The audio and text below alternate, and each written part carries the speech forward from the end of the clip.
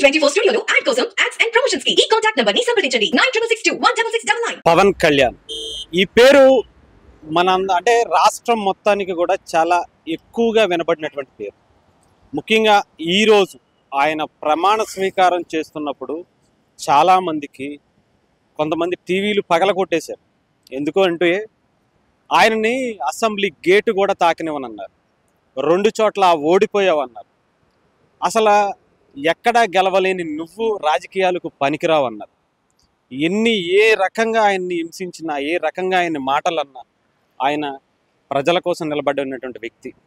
ఈరోజు ఈ స్థాయిలో ముఖ్యంగా దేశంలో ప్రధానమంత్రి నరేంద్ర మోదీ గారు అక్కడ ప్రధాని అయినా, ఇక్కడ రాష్ట్రంలో ముఖ్యమంత్రిగా చంద్రబాబు గారు అయినా కూడా వీళ్ళ ఇద్దరి మధ్యలో పవన్ కళ్యాణ్ అనే వ్యక్తి ఈరోజు నిలబడ్డాడు. కాబట్టి వీళ్ళిద్దరూ కూడా ఈరోజు ముఖ్యంగా చాలా అద్భుతమైనటువంటి విజయం సాధించారనుకోవచ్చు. దేశంలోనే కాదు, ప్రపంచంలో ఎక్కడా కూడా నుంచున్న ప్రతి చోట గెలిచినటువంటి పార్టీ లేదు అంటే అది నిజంగా ఇప్పుడు గెలిచింది అంటే అది ఒక జనసేన పార్టీ, పవన్ కళ్యాణ్ గారి సారథ్యంలో నడిచినటువంటి పార్టీ. ఎంతోమంది పవన్ కళ్యాణ్ గారిని అవమానించిన, ఎన్ని ఒడిదుడుకులు వచ్చినా రాష్ట్రం నుంచి అంటే రాష్ట్రంలోకి రానివ్వను అన్నా, లేదంటే ఇంకొక పార్టీకి ఒక పల్లకి మోయడానికి వచ్చామని చెప్పినా కానీ, ఒకరికి దత్తపుత్రుడు అన్నా కానీ, ప్యాకేజీ స్టార్ అన్నా కానీ, ఆయన అవన్నీ పట్టించుకోకుండా ప్రజల కోసం నిలబడ్డ తీరు ప్రజల గుండెల్లో చేర్చుకునేలా చేసింది. ఈరోజు ఆయన లేకపోతే ఆంధ్రప్రదేశ్ భవిష్యత్తే ప్రశ్నార్థకం అయిపోయేదంటే మనం ఆలోచించుకోవచ్చు పవన్ కళ్యాణ్ గారి నిలకడ స్థాయి ఈరోజు ఎలా కనిపించిందో. ఈరోజు ఆయన ప్రమాణ స్వీకారం చేస్తుంటే ప్రతి ఒక్కరు ఒక భావోద్వేగానికి గురైపోయారంటే ఆయన స్థాయి ఏంటి అనేది మనకి అర్థమవుతుంది. దాదాపు ప్రజారాజ్యం పెట్టిన తర్వాత నుంచి ఈ రోజు వరకు కూడా ఎన్నో ఒడిదుడుకులు, ఆ ఫ్యామిలీని మాటలు అన్నారు, పార్టీని అమ్మేసుకున్నాడని వాళ్ళ అన్నగారిని అన్నారు, పార్టీ ఎందుకు పెట్టాడో తెలియని ఆయనకి రాజకీయాలు తెలియవు అన్నా కానీ పవన్ కళ్యాణ్ గారు పట్టించుకోవాలి. ఆఖరికి అంటే పార్టీ కోసం నువ్వు ఏం చేశావు అని చెప్పే స్థాయి నుంచి పార్టీని ఎలా నిలబెట్టావురా బాబు అనే స్థాయి వరకు తీసుకొచ్చారు పవన్ కళ్యాణ్ గారు. ముఖ్యంగా ఎంతోమందికి ఆదర్శంగా నిలిచినటువంటి వ్యక్తి, రాజకీయాలంటే తెలియని వ్యక్తి, రాజకీయాలను శాసిస్తున్నటువంటి వ్యక్తిగా కనిపించాడు ఎంతోమందికి. ఈరోజు ఆయన చిన్న వ్యక్తే కావచ్చు కానీ నిజంగా మొన్న నరేంద్ర మోదీ గారు ఈయన గాలి కాదు తుఫాన్ అని చెప్పే స్థాయిలో ఉన్నటువంటి వ్యక్తి.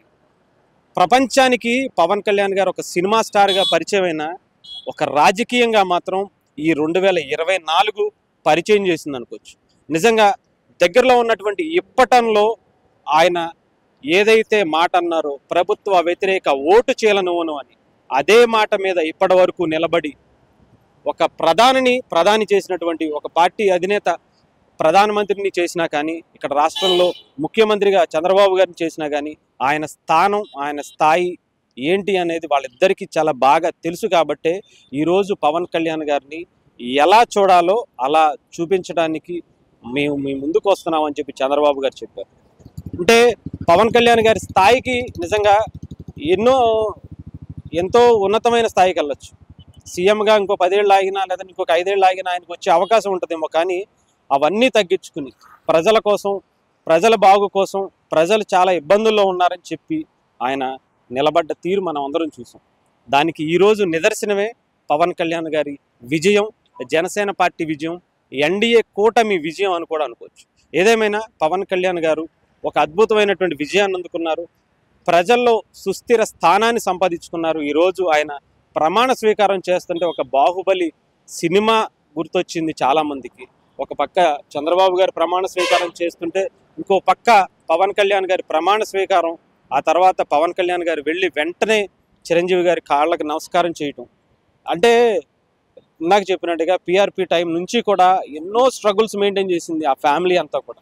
ప్రజల కోసం ఎన్నో మాటలు పడ్డారు, తల్లిని అన్నారు, చెల్లిని అన్నారు, పిల్లల్ని అన్నారు, ఆఖరికి ఎన్నో విధాలుగా వాళ్ళని క్షోభ పెట్టినా కూడా ఒక సినిమా ఇండస్ట్రీ నుంచి ఒక పెద్ద వచ్చి మాట్లాడటానికి వస్తే ఆయన్ని కూడా అగౌరవపరిచి మరీ పంపించినటువంటి వ్యక్తులు ఉన్నారు ఆ పార్టీలో.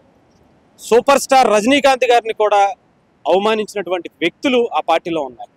అదే అంటే వాళ్ళ స్థాయి ఏంటో మర్చిపోయి వాళ్ళ స్థాయికి మించిన మాటలు ఆ పార్టీలో చేశారు కాబట్టే కనీసం ఎక్కడ గెలుపులో ఒక్క వ్యక్తి కూడా ఆ మాట్లాడిన వారు ఎవరు లేరు అంటేనే దాన్ని బట్టి అర్థమవుతుంది వాళ్ళ స్థాయి ఎంతగా దిగజారిపోయింది.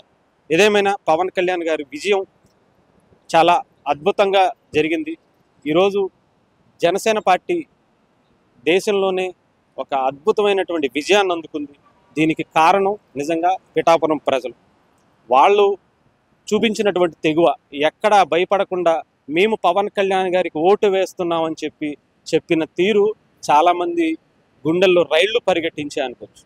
ఏదైనా సరే ఒక అద్భుతమైనటువంటి విజయాన్ని అందుకుని ప్రమాణ స్వీకారం చేసినటువంటి పవన్ కళ్యాణ్ గారికి హార్ట్లీ కంగ్రాచులేషన్స్. ఈ జనసేన వుడెన్ మెమెంటో కోసం ఇప్పుడే ఈ వాట్సాప్ నంబర్ కి కాంటాక్ట్ చేయండి.